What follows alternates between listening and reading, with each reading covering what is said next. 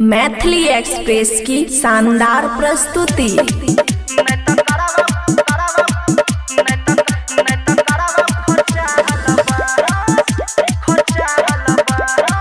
खुशी recording studio बलुआहा।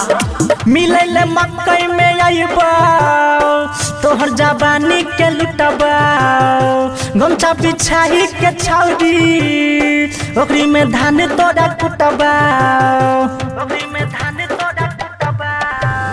मिले मकई में आईबा तोहर जवानी के लुटबा, गमछा बिछाई के छौरी ओकरी में धान तोड़ा कुटबा।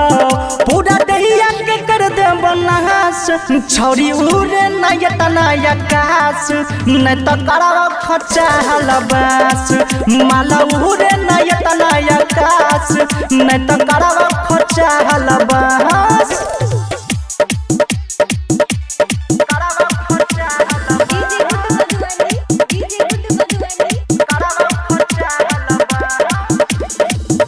पजामे सटाई के रखबो तोरा सुने रानी गे, हाफ डोन कहर त कहर तू छोड़ देबो पानी गे।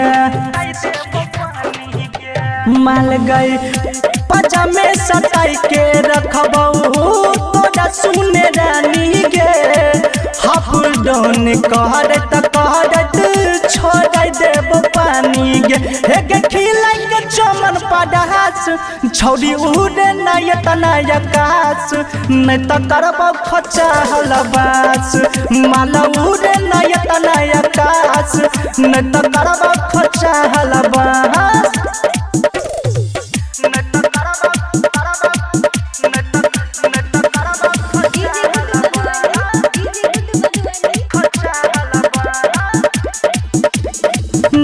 चोली के खोल देबो छौरी तोहर फीता गे, नपबो सामान तोहर हाथ से बीता बीता गे। चोली के खोल देबो छौरी तोहर फीता गे, नपबो सामान तोहर हाथ से बीता बीता गे। अंकित शर्मा के छोड़े तो यहास, हे गे उड़बी तो के तनोया कास, अमर जीत अमर कर तो बास।